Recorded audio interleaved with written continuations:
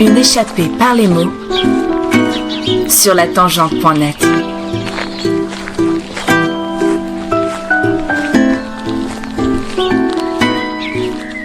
Nalabia et les plumes du temps. Le vent qui s'engouffre dans l'arrière-boutique fait sonner les cloches inlassablement. Il tourbillonne depuis des années dans ce magasin sinistre. C'est le seul à se mouvoir dans les rayons, laissant les touristes pris de vertige et de frissons. Un pouvoir immense dont Nalabia a le contrôle. Il vogue librement entre ces quatre murs, laissant à son passage un chaos sans nom. Les plumes viennent se briser au sol à chaque passage d'humain. Les énergies de ce souffle frais viennent nettoyer leurs défauts. La colère gronde à leur passage, laissant l'orage prendre le dessus. Rebondissant sur les attrape-rêves, la boule de feu vient brûler l'épiderme de chacun. La tristesse appelle la pluie. Elle fait baver l'encre celtique inscrite sur la peau sèche et terne. Ce dernier perd de son intensité avant de finir en cendres sur le sol. La jalousie les déchire rapidement. Il ne reste que des morceaux qu'il faudra nettoyer minutieusement. Il n'existe que des éléments désastreux dans ces 20 mètres carrés. Nalabia nettoie chaque soir le bazar que les Natriskel laissent sur leur passage. Elle surnomme ainsi ces femmes, hommes et enfants, qui viennent mettre le magasin sans dessus-dessous. Ils ne sont pas dignes de l'ancienne génération. Le Triskel, quant à lui, symbolise l'équilibre entre le corps, l'esprit et l'âme, l'apprentissage perpétuel et l'éternelle évolution. Mais depuis des années qu'elle parcourt les générations, aucune âme n'est pure pour reprendre sa mission. Sa 7e vie sur Terre est déjà bien entamée.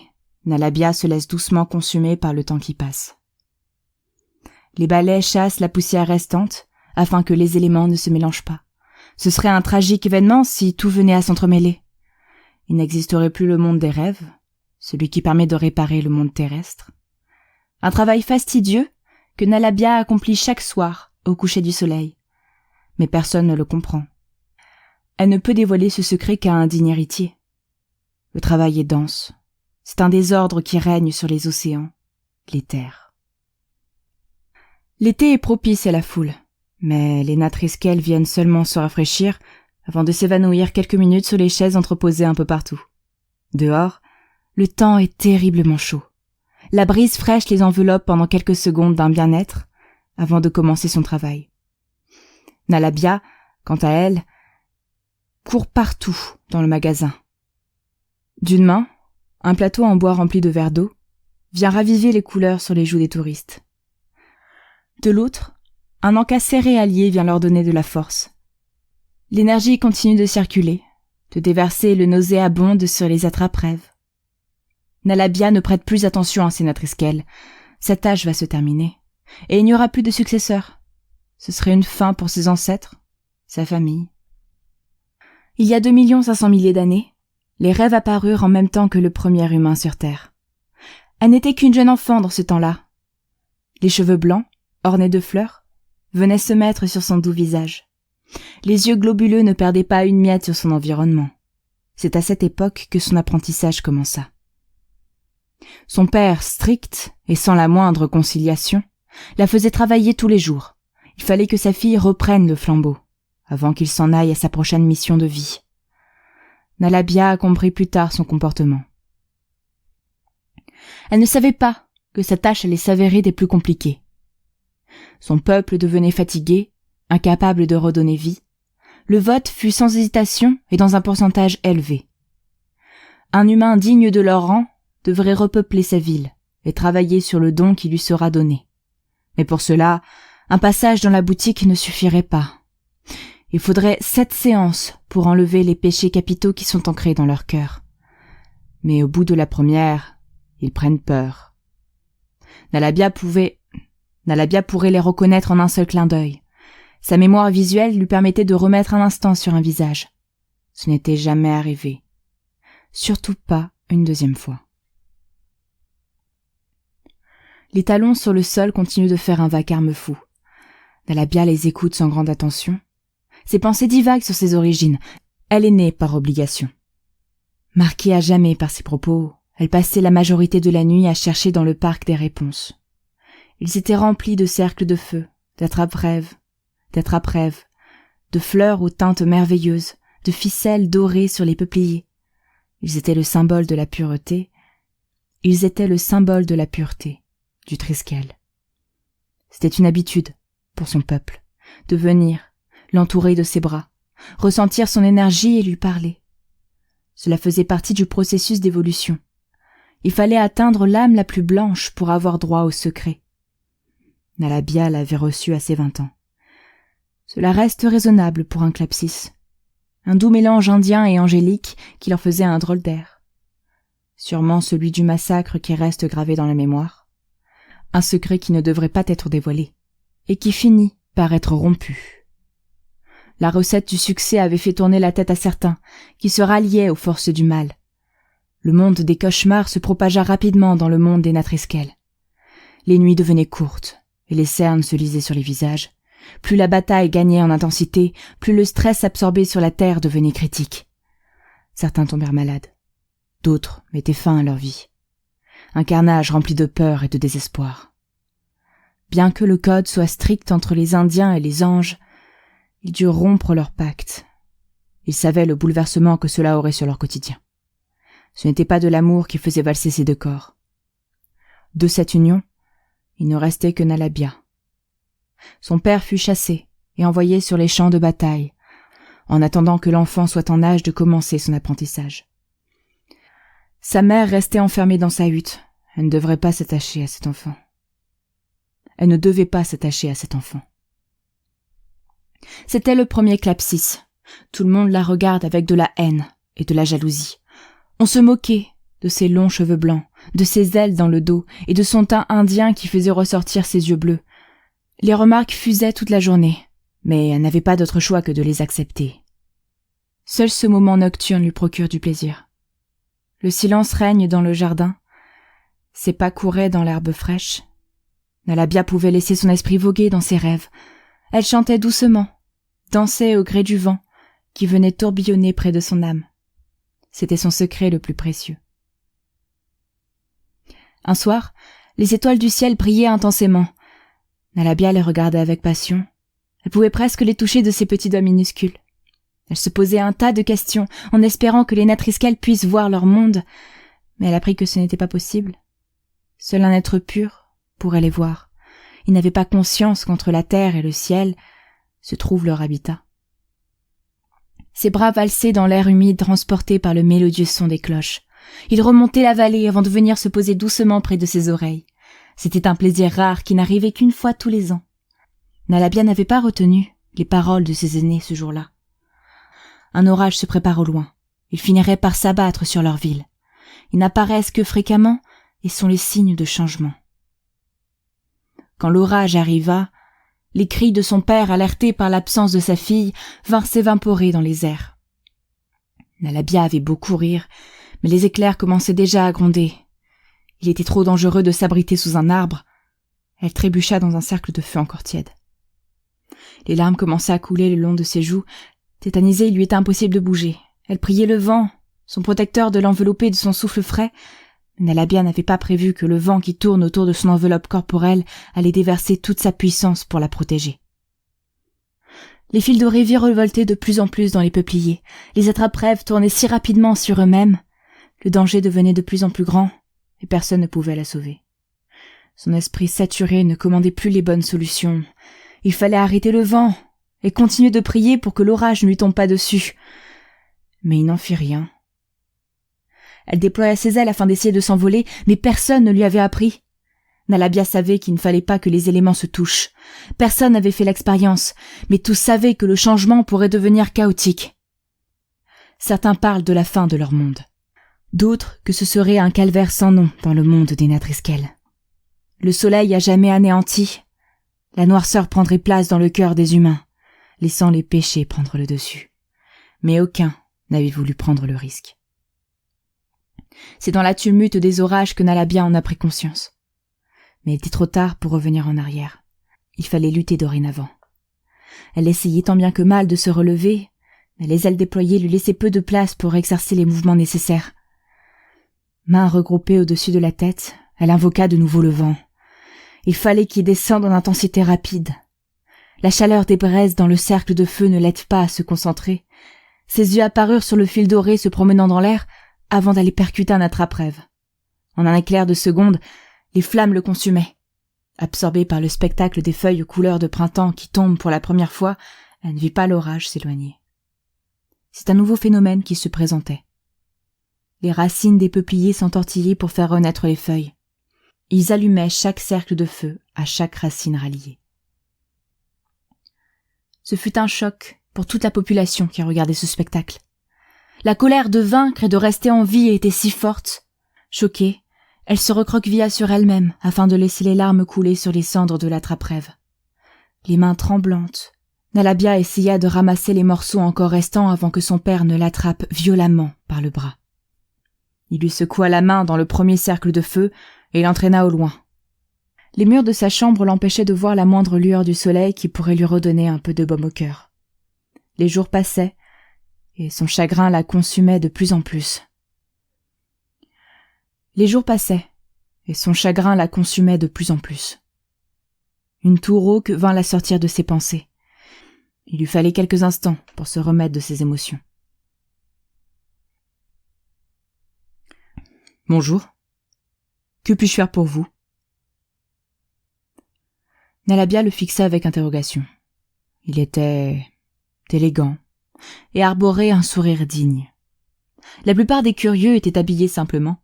Son poste de travail devait être important pour pouvoir s'acheter de tels costumes. Malgré tout, il avait l'air affaibli. « Bonjour. Que puis-je faire pour vous ?» Nalabia le fixa avec interrogation. Il était élégant et arborait un sourire digne. La plupart des curieux étaient habillés simplement. Son poste de travail devait être important pour pouvoir s'acheter de tels costumes. Malgré tout, il avait l'air affaibli. « Comment vous sentez-vous » ? « Je ne sais pas. À vrai dire, cette sensation est étrange. Il me semble l'avoir apprivoisée. »« Pardon ? Prenez place, je vous en prie, » lui dit-elle d'une voix douce. Cela faisait des mois que personne ne lui avait adressé la parole. Tous fuyaient ses paroles en prétextant qu'ils étaient attendus ailleurs. Nalabia le dévisageait, mais aucun souvenir de ce Natriskel ne lui revenait en tête. Elle devait pourtant s'en souvenir. Il avait un air étrange, et pourtant sa familiarité la laissait perplexe. « Excusez-moi, monsieur, de vous poser cette question, mais étiez-vous déjà entré dans le magasin ?»« Non. C'est la première fois depuis des années que je reviens. »« Vous êtes né ici ?»« Oui, mais je suis parti très jeune. Des soucis de famille qui m'ont obligé de vivre avec ma tante d'Autriche. »« Oh, je vous souhaite donc un bon retour dans votre ville. Tenez, prenez un peu d'eau, cela vous fera le plus grand bien. » Le silence s'installa rapidement. On n'entendait que les volets claquer. Le magasin allait sonner la fermeture et tous étaient partis. C'est avec une certaine empathie que Nalabia eut le culot de prendre sa main dans la sienne. Elle était terrorisée de ce qu'elle pourrait apprendre. « Quel attrape-rêve avez-vous touché ?» Son doigt pointa à un endroit vide. Il ne restait que les gouttes de pluie sur le rebord de l'étagère. « La tristesse, donc. »« Pardon ?» Beaucoup de personnes rentrent dans ce magasin, mais la plupart sont submergées de péchés. Vous savez qu'il en existe 7. Leur âme est tellement consumée par ces derniers que tous les autres sentiments ne sont que secondaires. Vous, c'est le contraire. Je ne comprends pas. Avez-vous travaillé sur vos péchés ? Je vais y aller. Je suis navré de vous avoir dérangé. Il ne reste que l'odeur de son parfum qui flottait encore dans l'air. Nalabia ne put s'empêcher de le renifler encore une fois. Mais le temps pressait. La nuit allait bientôt tomber. Elle ramassa avec prudence chaque morceau de l'attrape-rêve avant d'en enfermer dans des petites bourses en peau de bête. L'horloge allait bientôt afficher 23 heures. Il fallait qu'elle se dépêche pour fermer à clé sa trésorerie. C'était un bien précieux, d'où cette pancarte gravée à l'entrée. Son peuple l'attendait pour commencer le laborieux travail de reconstitution. Il fallait faire vite, entre le coucher et le lever du soleil. La pratique technique allait s'avérer des plus complexes. Un dernier coup dans la serrure, un dernier coup d'œil dans le magasin, et la journée chez les Natriskel serait terminée. Nalabia avait pris l'habitude de se reposer 1 heure ou 2 entre chaque monde. Elle se plaça dans le cercle de feu de l'arrière-boutique et invoqua le vent. Les briques rouges sur le mur et l'épaisse porte en bois ne laissaient pas s'échapper de bruit. Tandis que dans la pièce ses propos résonnaient, Nalabia commença à tomber son pull au vert. Ses ailes pouvaient de nouveau s'étirer dans la pièce. Elle se redressa, laissant son énergie se déployer, et continua son invocation. « Ô toi le vent, guide-moi dans mon monde. Le travail m'attend, et les rêves sont importants. Le mal est encore partout, laissant ses vermines salir notre beauté. » Nalabia répète sans cesse ces mots. Elle savait pertinemment que cette formule ne servait à rien. Mais c'est une façon de se commémorer de sa tâche principale. Le vent continue de grandir en hauteur, laissant un tunnel de transfert. Nalabia arriva rapidement à l'emplacement habituel, un lieu qu'elle apprécie. Une fontaine sur la place laissait un message d'espoir et d'héritage. Un grand panneau en bois, serti de cornes de biche, l'attendait à chaque fois. On y raconte les combats, mais surtout l'histoire et la légende de la trappe-rêve, mais personne n'avait pu confirmer le vrai du faux. Les anciens ayant vécu ce changement n'étaient malheureusement plus là. Les Indiens n'avaient qu'une vie de ce temps. Avant que les anges et les gardiens ne cohabitent, ils n'étaient que des Natriskel. C'est bien des années plus tard que la confiance fut réellement gagnée. Un pacte signé dans le sang, et des échanges se sont créés. Les anges leur donnèrent 7 âmes en échange de missions, et l'opportunité de travailler avec un sentiment ou un péché. Les plus forts d'entre eux avaient hérité des péchés, les autres des sentiments, tels que l'amour, l'empathie, la joie. Mais cela ne restait pas pour autant un travail facile. Tandis que la tristesse, la dépression, restaient ancrées aux côtés des anges. Les Indiens leur apprirent le maniement du feu. Les codes de fumée et leur signification étaient si complexes qu'ils créèrent des ateliers d'études. La fabrication d'un attrape-rêve se fit très lentement. Bien qu'il soit pur, les preuves devaient être faites devant le chef. On leur expliqua comment choisir l'animal, le remercier de sa vie. C'est un long travail sur la peau de l'animal qui commençait, mais le plus compliqué était la pureté de l'esprit à ce moment. L'histoire raconte qu'il nettoie les cauchemars. Il fallait y mettre tout son triskel pour la fabrication.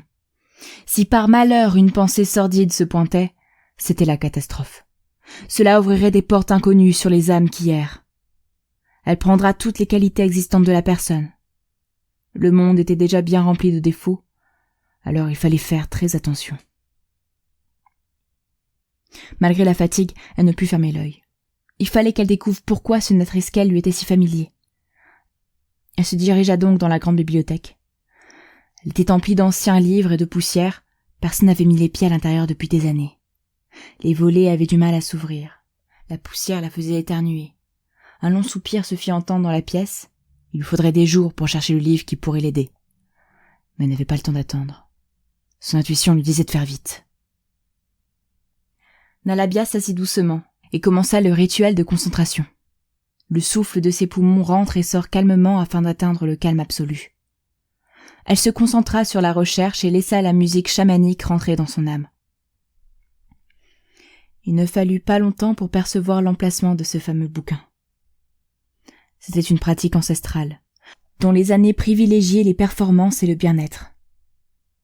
Elle passa sa main dessus avant d'apercevoir l'encre rouge sur la couverture. Impression de déjà-vu y était inscrit. Cela la laissait perplexe. Nalabia se demanda en quoi il allait pouvoir l'aider. Ce n'était pas spécifiquement sa recherche, mais il y avait forcément une raison si elle l'avait aperçu dans sa méditation. Elle commença à tourner les pages pour trouver ce qui lui semblait plausible. Les mots basculaient devant ses yeux. Il y avait énormément d'informations à retenir. Il pourrait s'agir de l'information qui arrive en retard par rapport à l'activité du cerveau, mais aussi une ancienne vie qui aurait vécu la même chose. Il ne restait plus qu'à savoir quelle catégorie pourrait correspondre. Nalabia espérait seulement qu'il pointe le bout de son nez ce soir. Les heures défilaient, et les Clapsis étaient encore au travail. Ils couraient dans tous les sens afin d'atteindre l'objectif voulu. Une vingtaine de personnes s'étaient présentées ce jour au magasin. Cela correspond à une nuit de travail. Elle essaya près d'un peuplier et commença à lui caresser le tronc délicatement. « Tu sais, Je n'ai jamais voulu ouvrir cette porte. Je n'étais pas consciente de l'effet sur notre peuple. C'est à cause de moi que tu as perdu tes feuilles ce jour-là. J'étais si petite et terrorisée. Je ne savais plus quoi faire. C'est à cause de moi que cette porte entre nos deux mondes s'est ouverte, lui disait-elle, avec une certaine nostalgie. Il secoua vigoureusement ses branches, laissant son énergie se déverser en Alabia. Les plumes, la peau et les fils dorés volaient doucement au-dessus de la fumée. Ils atterrissaient en virevoltant dans les flammes. Une danse incompréhensible s'ensuivit. Seuls ceux appartenant à ce poste avaient le privilège sacré de la connaître. Courageuse, elle avait essayé de nombreuses fois de mémoriser les paroles. Mais cela ne restait qu'un brouhaha. Chaque chant était différent. Un pour chaque péché et défaut humain. Les dernières images de son esprit furent celles de sa chambre et de ses pleurs, qui perduraient toute la journée. Le sommeil commençait à l'attraper. Il serait très court ce soir-là. Nalabia avait cessé de se nourrir pendant quelque temps, laissant la tristesse prendre le dessus. Elle ne savait pas comment se racheter. Malgré les paroles réconfortantes de son père, le chagrin la consumait profondément. Elle avait ouvert une porte sur le monde, et une nouvelle ère. Les saisons des natresquelles se propagent dans leur environnement. De nouveaux ateliers furent construits pour se préparer aux saisons suivantes. Des techniques durent s'apprendre rapidement pour la confection des manteaux en peau de bête. Cette tâche était réservée aux Indiens. Ils avaient l'habitude du sacrifice animal. Les yeux rivés sur la peau d'un sanglier, le rituel commençait. C'était exactement le même que celui des attrape-rêves. Ils priaient le dieu de la forêt de les pardonner. Les animaux régulaient naturellement la population et la préservaient de l'espèce humaine. Quand la flèche arriva droit sur le flanc, ou dans le cou, les larmes versées rendaient hommage à la puissance de la bête. Doucement, leurs mains caressaient le visage de l'animal. Leurs yeux restaient fixés aux siens, et leurs paroles le remercient d'avoir donné sa vie. C'était un rituel pour lui permettre de retrouver un corps physique. Son âme commencerait son apprentissage de là-haut pour se réincarner par la suite. La scène durait 2 heures à chaque sacrifice. La mort lente et douloureuse poignardait le cœur des Indiens, mais ils n'avaient pas le choix. Ils seraient morts de froid dès que l'hiver pointera le bout de son nez. Pour se racheter de son erreur, Nalabia devait s'occuper de couper du bois, mais également de replanter chaque arbre détruit au fil des saisons. C'était sa punition. Mais cela avait permis d'entrer et d'améliorer leur quotidien. Et tous les habitants étaient reconnaissants. Seule Nalabia pouvait entrer en contact avec les natresquelles. Elle avait ouvert cette porte. Les anciens qui avaient essayé furent projetés par la puissance de ce tunnel. L'apprentissage des humains était devenu sa spécialité. Elle regarda leurs vêtements, leurs chaussures, mais également travaillé pendant 2 vies à comprendre leurs coutumes, leurs nouvelles technologies et leur mental. Ils étaient tous si différents que le travail s'annonçait une nouvelle fois difficile. Le seul point commun était la souffrance. Son père lui avait donné cette mission et espérait ainsi réparer le chamboulement causé. Mais ce que Nalabia n'avait pas prévu, c'était son sang qui coulait le long de sa belle robe blanche. Elle venait tout juste de fermer la porte à clé. Une douleur vive la mit sur ses genoux. Les mains sur la lame, elle se retourna doucement, avant d'apercevoir le collier celtique autour du cou de l'individu. Elle appela son père de détresse, mais c'était vain. Les derniers souffles de vie s'extirpant de ses poumons, c'est à ces derniers instants qu'elle comprit. C'était la première fois qu'il ne venait pas s'asseoir près du peuplier avec elle. « Je suis désolé, ma fille. Tu as fait de ton mieux pour nous sauver. Tu as travaillé si dur depuis ces années. Tu sais, notre monde court à sa perte avec ses vêtements, cette déforestation, ces nouvelles techniques. Il m'était insupportable de regarder toute cette scène continuer. Cela doit cesser, et le seul moyen était de te détruire. Pardonne-moi. Je ne voulais pas. Je n'ai pas le choix. Je préférais partir avec toi. Tu avais cette impression de me connaître, car c'est moi, ton père. Je me suis préparé à partir et à me réincarner. J'ai une belle vie, ne t'en fais pas. J'espère surtout que tu viendras me rejoindre. Nalabia le regardait sans dire mot. La douleur était si intense. Les quelques mots qui voulaient sortir finissaient en soupirs. Cela devenait insupportable. Elle pria le ciel pour partir rapidement. Le vent commençait à se calmer autour de son corps. Les attrape-rêves se consument rapidement. Il ne reste plus rien. Un local vide, prêt à être revendu, et un corps baignant dans le sang. Le portail se refermait. Pardonne-moi, ma douce Nalabia. Fais un beau voyage.